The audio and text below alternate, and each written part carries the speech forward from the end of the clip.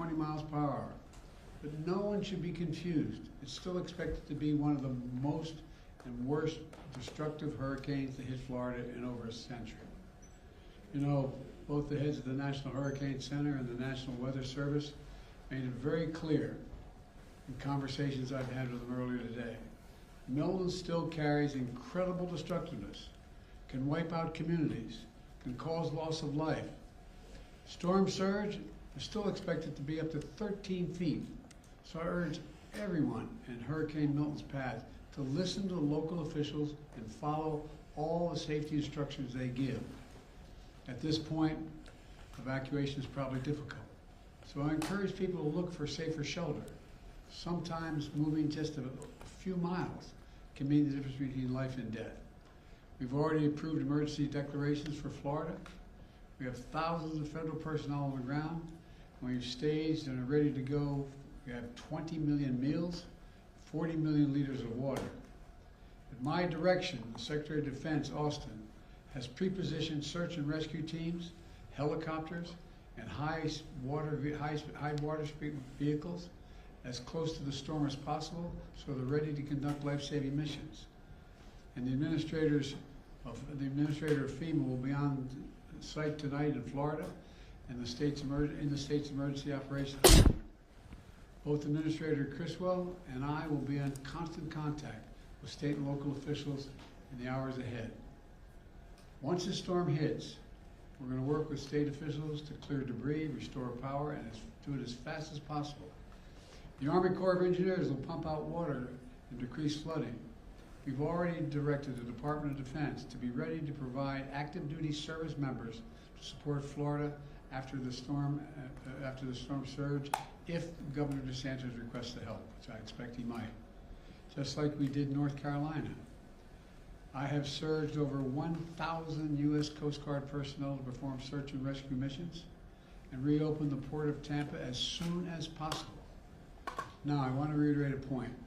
I made clear earlier today to the folks who have been impacted by Helene, this impact, and will be now impacted by Milton. Over the last few weeks, there's been reckless and irresponsible and relentless promotion of disinformation and outright lies about what's going on. It's undermining confidence in the people in Florida and incredible rescue and recovery work that has been undertaken. Literally, there are thousands of fellow Americans who are putting their lives at stake and putting on the line to do the dangerous work that needs to be done now. And it's harmful to those who most need the help. Quite frankly, these lies are un-American, and there is simply no place for them. Not now, not ever. Former President Trump has led this onslaught of lies. Assertions have been made that property is being confiscated. It's simply not true. They're saying people impacted by these storms will receive $750 in cash and no more.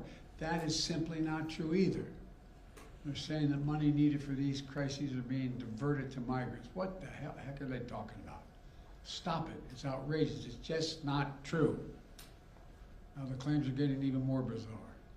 Marjorie Taylor Greene, the congresswoman from Georgia, is now saying the federal government is literally controlling the weather. We're controlling the weather. It's beyond ridiculous. It's so stupid. It's got to stop. Let me close with this. As difficult as these days and weeks have been, we've seen incredible courage by so many of our fellow Americans. I want to thank all the first responders for running toward danger instead of away from it, for saving lives and making a difference. FEMA personnel risking their lives, climbing on hillsides to reach people cut off by Helene. Army National Guard flying through the gale wind force that it's amazing what they're doing. Firefighters lifting collapsed wood and metal in an attempt to see if there are survivors, any survivors under the debris, risking their lives. Coast Guard teams rappelling from helicopters to rescue people and risking their own lives. There are countless friends and neighbors who have sacrificed for the greater good. Volunteers leaving their own families behind to help search for someone else's family. Fellow Americans looking out for one another. That's America at its very best. That's who we are. So my final message tonight is to the people of Florida and all the impacted states. We've got your back. We've got your back.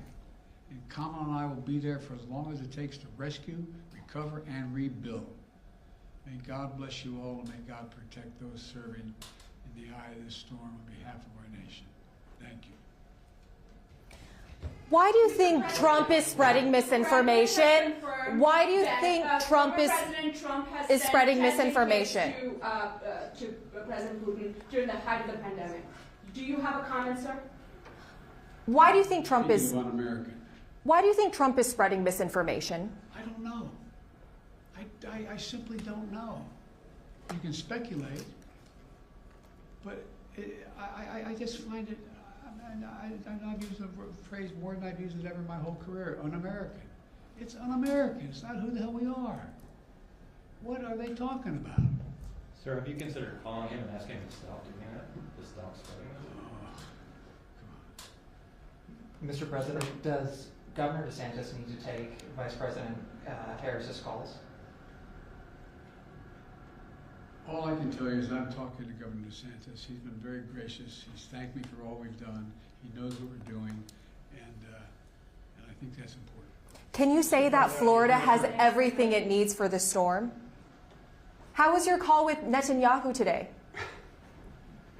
We didn't talk about the storm. Thanks, Thank you.